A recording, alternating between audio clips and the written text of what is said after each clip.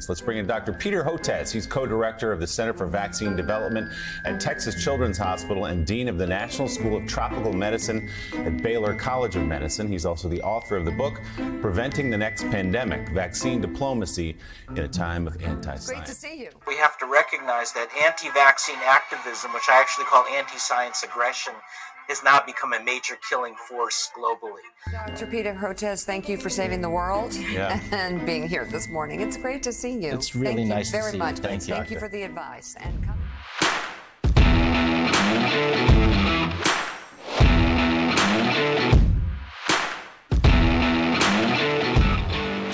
He's also the author of the book, Preventing the Next Pandemic, Vaccine Diplomacy in a Time of Anti-Science. Great to see you.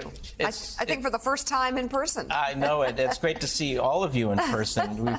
We've talked about so many sad things these last 3 years. It's nice to finally. It's very emotional to actually see you. Yes, it's great. It's great to see you in person. We've gotten to know you in that room where you always seem to be. It's good to know you exist outside of that room. So let's just take a snapshot, if we can, Dr. Hotez, now as we enter deep into the holiday season now, where we are with COVID-19. You can put it in with the flu and RSV and all that, but in terms of how we're doing, how people are getting vaccinated, what people should be thinking about as they go into these holidays. Yeah, with COVID-19, it looks like, unfortunately, the numbers are starting to trend up again. So the hospitalizations are up about 25%. The positivity is up around 25%. There's heterogeneity across the country, but the numbers are going up. And so the most important message that I have this morning is get your new bivalent booster.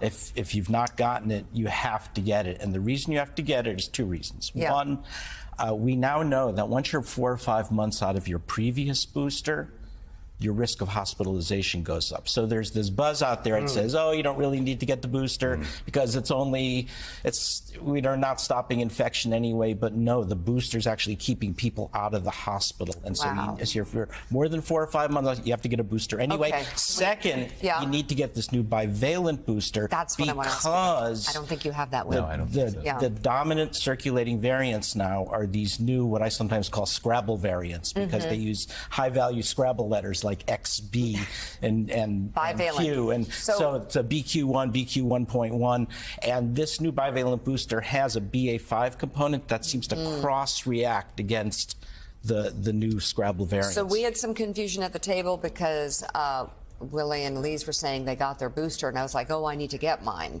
And then I found out they're talking about the third shot. And is that the bivalent, or is it the fourth booster, or does it matter? Like, can you help me understand? So before Elise was asking me that very question, I said, don't worry so much about the number of boosters. Worry about when you got your last booster. Because we are seeing declining protection versus hospitalization. So again, up to, from 80% protection versus hospitalization down to 40 or 50% in some cases. But you say get the bivalent booster. Is that, if you go in for a booster, is that going to be it? Or do you have to ask for it? That should be the one that the pharmacists are giving right now. So I had my last booster in September, so I should go in soon for my fourth booster. October, November? That's a little tight. A little too soon. It's getting there. January. And in September, they may have still been giving some of the old boosters, so you may want to find out. But you may want to get it, because the first formulation developed to the original lineage out of central China is not holding up well against the Scrabble variants, but the new bivalent one is doing a much better job. There's definitely a sense out there, and I know you know this, that we've moved on. And there's talk about, well, they want people to wear masks again. People aren't going to put the masks back on. They've moved past that. They feel like I've done everything I have to do. I stayed inside for a year. I've got all these boosters I need. On with my life. What do you say to that, generally speaking? Because we have, here we are sitting together. We're not wearing masks. We're coming into work every day, most of us. What do you say to that sort of sense that this is over? Well, you have to have situational awareness of what's happening right now, because not only is COVID-19 going up, but there are about 6 or 7 other respiratory pathogens that are going up. Respiratory syncytial virus is up. In our old friend influenza, 4,500 Americans have already died in this flu season so far. So you need to get your flu vaccine. And on top of that, you have metapneumovirus and parainfluenza and rhinovirus and pneumococcal pathogens. So people call it a tridemic, but it's more like a septidemic. There's about at least 7 pathogens out there. So, for instance, when I go onto the airplane coming to New York yesterday, the flight attendant hands you the wipes, and I use them. because they're really good at getting rid of some of those other pathogens like RSV and influenza. And I'm wearing a mask as much for the influenza and the RSV as I am for anything else. Can we talk about the flu shot, please?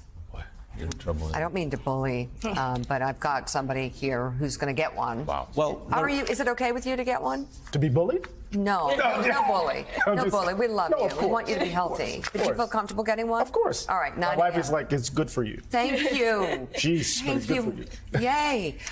But this is vital, especially this year. Can you talk about how the flu is doing? Remember, you want to take as many pathogens off the table as you can. There you go. Unfortunately, we don't have the RSV vaccine available for this season. I think by next year, there's at least 2 or 3 RSV vaccines that are coming online, good. for older Americans. For babies? Because people forget that it's not only babies. There's thousands and thousands of seniors die from RSV as well. So those vaccines will be coming online. A vaccine for pregnant women to prevent neonatal infection, especially high-risk infants. But for now, we don't have it. But what we do have is we do have that bivalent booster for COVID, and we do have that flu vaccine. shot. Before we let you go, we have to stop and applaud you because a lot of MSNBC viewers who have watched you constantly for the last 3 years or so and have come to trust you. I don't know if they fully appreciate what you and your research partner have done together, which is to develop your own vaccine. Oh my God. That's being used in India. Something like 70 million people have been vaccinated. You two were nominated for the Nobel Peace Prize because of the work. Lord. Can you talk about the impact that vaccine has had because you saw a need outside the United States? Well, remember, Delta arose out of an unvaccinated population out of India, Omicron out of an undervaccinated population out of Africa. We knew that was going to happen, so we make vaccines that are specific for global health. We make I like to say we make the vaccines at Texas Children's Hospital and Baylor College of Medicine that the big pharma companies won't make. We make vaccines for parasitic infections, such as schistosomiasis and Chagas disease, but we also started making coronavirus vaccines 10 years ago because nobody cared about coronavirus vaccines 10 years ago. We started making SARS and MERS vaccines. We use a technology that's directly compatible with vaccine producers in low and middle income countries. So when we had the sequence back in January 2020, we hit the ground, myself and you mentioned my science partner, Dr. Mary Elena Batazzi. We've worked together for 22 years and made that vaccine, transferred it with no patent to a vaccine producer in India, Biological E. They've now administered about 85 million doses, including it's the major pediatric vaccine used in India, and now to Indonesia. And because it's a vegan technology, the Indonesians figured out that they can work with the clergy and make it as certified as a halal vaccine. So Very good. Wow, You're amazing. Something I never would have expected. Dr. Peter Hotez, thank you for saving the world and being here this morning. It's great to see you. It's really nice to very see you. much. Thank you. Thank you for the advice. And coming